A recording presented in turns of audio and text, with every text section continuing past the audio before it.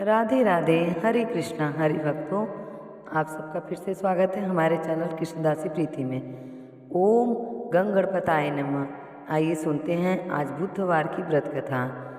बुधवार का दिन बुद्धि, वाणी, व्यापार, संचार और संतुलन के देवता भगवान गणेश जी को समर्पित है और जिनकी कृपा से वाणी में मधुरता आती है, निर्णयों से विवेक जन्म लेता है और जीवन में लक्ष्मी के साथ साथ लक्ष्य का प्राप्त होता है। बुधवार का व्रत विशेष रूप से उन लोगों के लिए लाभकारी माना गया जो व्यापार में उन्नति, संतान की प्रगति, मानसिक शांति और कुशल बोलचाल की शक्ति पाना चाहते हैं। आज की इस पावन कथा में पहले हम सभी श्रद्धा भाव से प्रार्थना करते हैं कि हे चंद्रमा और बृहस्पति के प्रिय पुत्र हरे गंगधारी बुद्ध देव, हमारी वाणी को विनम्रता दो, हमारी बुद्धि को सात्विक मार्ग दो और हमारे जीवन को संतुलित और शांतिपूर्ण बना दो। जो भी भक्त बुधवार के दिन इस व्रत को करता है और कथा को मन से सुनता है, उसके जीवन बुद्धि के साथ साथ मानसिक संतुलन भी बना रहता है।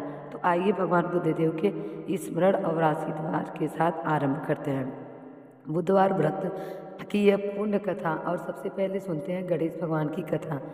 तो आइए सुनते हैं। ओम श्री गणेशाय नमः कहकर शुभारंभ करते हैं आज की कथा का।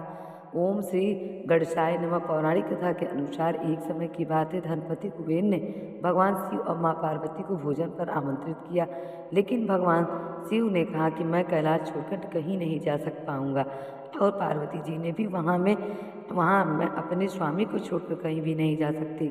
जब मेरे स्वामी जी नहीं जाएंगे तो मैं भी नहीं जाऊंगी, वहाँ जाकर क्या करूँगी। तब उन्होंने कहा कि आप हमारी जगह पर गणेश जी को ले जाओ। वैसे भी उन्हें मिठाई और भोजन बहुत पसंद है। तब कुबेर देवता ने गणेश भगवान को अपने यहाँ भोजन के लिए आमंत्रित किया। गणेश भगवान को तो उनका प्रस्ताव बहुत ही पसंद आया, क्योंकि उन्हें मिठाई और भोजन बहुत ही प्रिय था। वे बड़ी खुशी खुशी कुबेर देवता के साथ उनके घर पर चले गए। वहाँ जाकर गणेश जी ने भरकर मिठाई और मोदक खाएं। वापस आते समय कुबेर देवता ने उन्हें मिठाई का एक बड़ा सा थाल देकर विदा कर दिया। लौटते समय चंद्रमा की रोशनी में गणेश जी अपने चूहे पर बैठकर आ रहे हैं, क्योंकि गणेश जी का वहाँ चूहा होता है, लेकिन ज़्यादा खा लेने के कारण बड़ी ही मुश्किल से गणेश जी ने अपने आप को संभाल पा रहे थे। उसी समय अचानक उनके वहाँ चूहे का पैर किसी पत्थर से लग गया और उसका वहाँ डगमगाने लगा। वैसे तो ज़्यादा खा लेने के कारण गणेश जी का वजन बहुत ज़्यादा भारी हो गया था, जिसकी वजह से उनके वाहन को चलाने में मुश्किल आ रही थी। अब जब चूहे का पैर किसी पत्थर से लगा तो वह डगमगा गया। इससे गणेश जी के चूहे के ऊपर से गिर गए और पेट ज़्यादा भर होने के कारण उनके आप को संभाल नहीं पा रहे थे अपने आप को, और उनके हाथ से जो मिठाई का थाल था उसमें से मिठाई भी गिरकर वहाँ फैल गई। यह सब चंद्र देवता ऊपर से देख रहे थे। उन्होंने जैसे ही गणेश जी को गिरता हुआ देखा तो अपनी हंसी रोक नहीं पाए। वो खूब ज़ोर ज़ोर से हंसते हुए कहने लगे, अरे गणेश जी, जब आप अपने आप को संभाल नहीं सकते तो इतना सारा खाना खाने की क्या ज़रूरत है, इतना भोजन खाते हो। तो चंद्रमा की बात सुनकर गणेश जी को गुस्सा आ गया। उन्होंने सोचा कि घमंड से चूर होकर चंद्रमा मुझे उठाने के लिए मेरी मदद तो नहीं कर रहा है, ऊपर से मेरा मजाक उड़ा रहा है। इसीलिए गणेश जी ने क्रोधित होकर चंद्रमा को श्राप दे दिया कि गणेश चतुर्थी के दिन तुम्हें नहीं देखा जाएगा। वे लोग सामने जो देखेंगे वो चोर कहलाएंगे, उसके ऊपर झूठा कलंक लग जाएगा। अब गणेश जी ने श्राप दे दिया। श्राप को सुनकर चंद्रमा भी घबरा गए और सोचने लगे कि फिर तो कोई मुझे ऐसे देखेगा ही नहीं। और जब उन्हें अपनी गलती का एहसास हुआ तब वे गणेश भगवान से माफ़ी मांगने लगे, लेकिन गणेश भगवान तो कुछ भी नहीं सुनने के लिए तैयार थे, नहीं थे।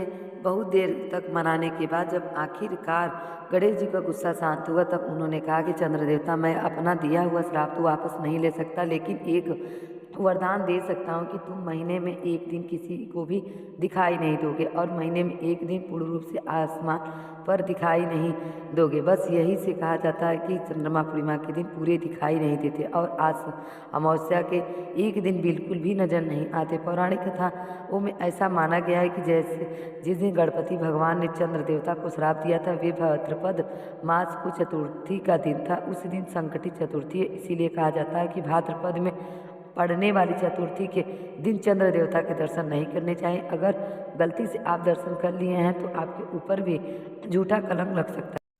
प्रेम से बोलिए गौरी पुत्र गणेश की जय। अब सुनिए बुधवार व्रत की कथा। प्राचीन समय की बात है। एक बार मधुसूदन नाम का एक धनी व्यापारी था जो अपने पत्नी को लेने के लिए एक बार अपने ससुराल गया। वहाँ पर कुछ दिन तक रहा और फिर एक दिन उसने अपने सास ससुर से विदा कराने के लिए बोला, किंतु वहाँ पर सब कहने लगे कि आज बुधवार का दिन है और आज के दिन लड़की की अपने मायके से विदा करना शुभ नहीं माना जाता। लेकिन वो व्यक्ति नहीं माना और बुधवार के दिन ही अपनी पत्नी को विदा कराकर वो अपने नगर की ओर चल पड़ा। रास्ते में उसकी पत्नी को प्यास लगी तो वह व्यक्ति लोटा लेकर रथ में उतरकर पानी लेने के लिए चला गया। जैसे ही वह पानी लेकर अपनी पत्नी के पास लौटा तो देख कर आश्चर्यचकित रहा, क्योंकि उसने ही जैसी सकल सूरत और वेशभूषा वाला एक व्यक्ति उनकी पत्नी के साथ रथ में बैठा हुआ था। वह क्रोधित हुआ और उसने क्रोध से कहा कि तू कौन है जो मेरी पत्नी के पास बैठा हुआ है। जब दूसरा व्यक्ति बोला, यह मेरी पत्नी है, इसे भी मैं अभी अभी ससुराल बिठा करके ले जा रहा हूँ। अब तो दोनों व्यक्ति आपस में झगड़ा करने लगे। तभी राज्य के सिपाही आकर उन दोनों को पकड़ कर ले गए।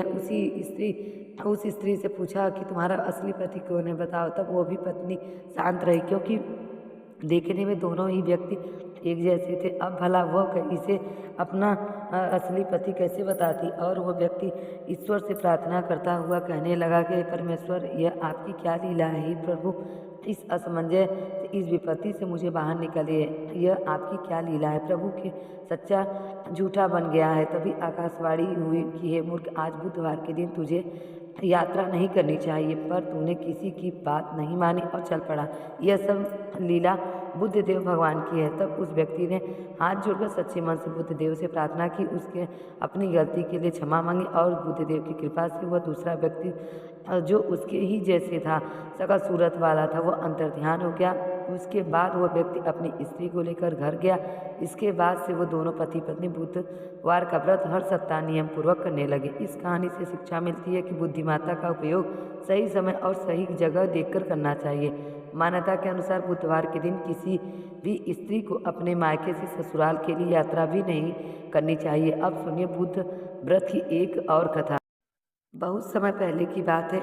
एक गांव में एक विधवा अपनी बहू के साथ रहती थी। वह थोड़ी मंदबुद्धि थी और उसे भूख बिल्कुल भी सहन नहीं होती थी। ऐसे में वह हर दिन सुबह उठकर सबसे पहले खाना खाया करती थी। एक दिन विधवा महिला ने अपने घर एक पूजा रखी, लेकिन उसे इस बात की बड़ी चिंता थी कि उसकी बहू तो सुबह उठकर खाना खाने लग जाएगी। ऐसे में भगवान के लिए बना प्रसाद तो झूठा हो जाएगा। यह सोचकर उसने अपनी बहू को कुछ समय के लिए घर से दूर करने का उपाय सोचा। उसने सुबह अपनी बहू को एक मटका दिया जिससे नीचे से छेद था और उसने अपनी बहू को बुलाकर कहा कि बहू, आज घर में पूजा है, इसीलिए तू जाकर पानी का इंतजाम कर ले। हालांकि बहू ने भी बहुत चालाक थी, उसने यह सब देख लिया था कि मटके के नीचे छेद है। ऐसे में उसने घर से बना हुआ आटा चुपके से निकाल कर ले लिया और मटकी में पानी भरने चल पड़ी। वह कुएं के पास पहुंची तो कुएं के पास पहुंचकर उसने उस आटे से रोटियां बनाई।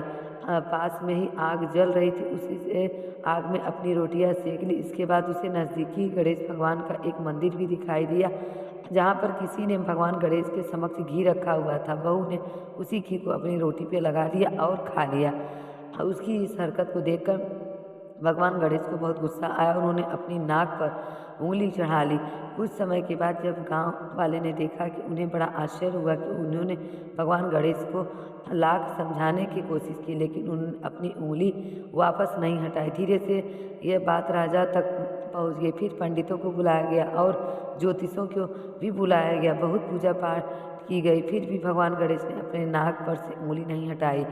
तब राजा ने यह ऐलान किया कि जो भगवान गणेश को नाक से उंगली हटाने के लिए मना लेगा उसे 5 लाख इनाम दिया जाएगा और 5 गांव इनाम के तौर पे दिया जाएगा। विधवा महिला की बहू ने भी यह बात सुनी तो वह भी कहने लगी, क्या मैं कोशिश करके देख सकती हूँ। इसकी बात सुनकर वहाँ पर एकत्रित हुए सभी लोग हंसने लगे, क्योंकि जब तक लाख प्रयास सबको प्रयास करने के बावजूद भी भगवान गणेश का क्रोध कम नहीं हुआ था। तो लोगों ने सोचा कि चलो सब लोग तो अपने अपने प्रयास करके देख चुके, एक बार यह भी देख ले। अनुमति मिली। बहू ने सबके सामने एक शर्त रखी कि मेरे घर से लेकर मंदिर तक एक पर्दा बांध दिया जाए और कोई भी हमें ना देखे। ऐसे लोगों ने ऐसा ही किया। इसके बाद बहू ने अपने कपड़े में से एक मोगरी छिपाई और मंदिर पहुंच गई। वहां जाकर उसने भगवान गणेश को चेतावनी दी कि प्रभु यह उंगली हटा लो, नहीं तो एक मोगरी मार कर मैं आपके टुकड़े टुकड़े कर दूंगी। भगवान गणेश को लगा कि यह औरत तो पूरी तरह पागल है, कहीं सच में मुझे मोगरा न मार दे। ऐसा सोचकर उन्होंने अपनी नाक पर से उंगली हटा ली और जब पर्दा हटा तो देखा भगवान गणेश जी की उंगली वापस वो अपनी जगह पर है। उससे जिसे देखकर गांव वाले बहुत प्रसन्न हुए और बहू को जय जयकार करने लगे। इसके बाद राजा के आदेश के अनुसार उस बहू को 5 गांव इनाम में दिया गया। कहा जाता है कि तब से बुधवार का व्रत करने वाले लोग इस कथा को भी सुनते हैं और दूसरे को भी सुनाते हैं। भगवान गणेश से ये वरदान मांगते हैं कि जैसे उन्होंने बहू की बात मानी, वैसे ही हमारी बात मानकर हम सबकी मनोकामनाएं पूर्ण करें। इस प्रकार भक्तजनों, आज के दिन जो भी बुधवार व्रत की इन कथाओं को सुनता है और दूसरों को सुनाता है, उसके घर में उनके जीवन में भगवान गणेश की कृपा, सुख, शांति और यश बना रहता है। उनके घर में अन्न की भंडार और धन के भंडार कभी खाली नहीं होते। प्रेम से बोले विघ्नहर्ता भगवान गणेश की जय। जिन्होंने भी श्रद्धा और एकाग्रता से बुधवार की यह पावन कथा सुनी है, उन्हें भगवान बुद्ध देव की विशेष कृपा प्राप्त होती है। जो भक्त इस दिन कथा सुनते हैं, व्रत रखते हैं और भगवान बुद्ध देव का स्मरण करते हैं, उनके जीवन में कलह, भ्रम, आर्थिक हानि और वाणी की कटुता दूर होती है। अब कथा के समापन पर हम सभी नतमस्तक होकर बुद्धदेव से प्रार्थना करते हैं कि हे करुणामय बुद्धदेव, हमारी वाणी और मधुरता दो, हमारे विचार में स्पष्टता दो, हमारे निर्णयों में विवेक दो और जीवन में संतुलन दो। कृपा हमारे वाणी, व्यापार, व्यवहार की बुद्धि पर अपनी कृपा दृष्टि बनाए रखें। ओम बुद्धाय नमः। ओम श्री बुद्धदेवाय नमः। ओम श्री गंगणपताय नमः।